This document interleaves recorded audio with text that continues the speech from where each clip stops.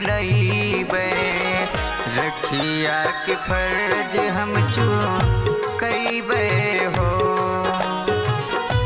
जब जब तू याद करबू हम चला आइबे, रखिया के फर्ज हम चूकैबे हो।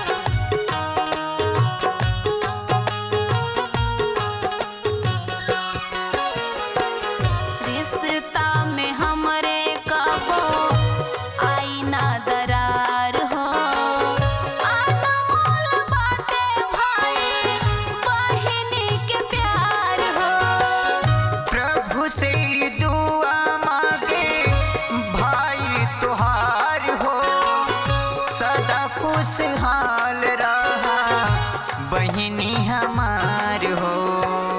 द्रौपदी के खातिर जैसे रहले कन्हैया, द्रौपदी के खातिर जैसे रहले कन्हैया, रखिया के लाज रखिया भैया हो।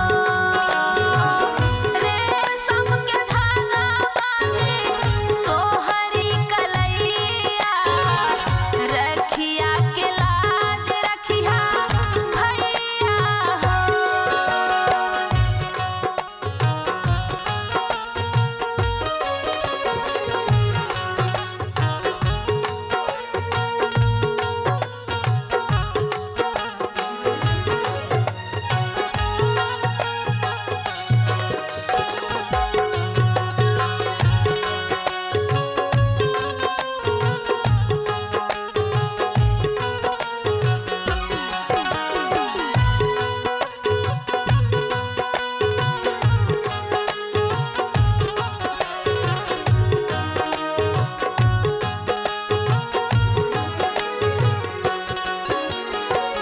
मांगतानी तोहसे हम राखी के बधाई, हमारे खातिर सुघर मुघर लादा भौजाई। जवन कहबू बहिनी तोहर सपना पुरैबे, जब हमसे दूर जैबू रहना ही पैबे।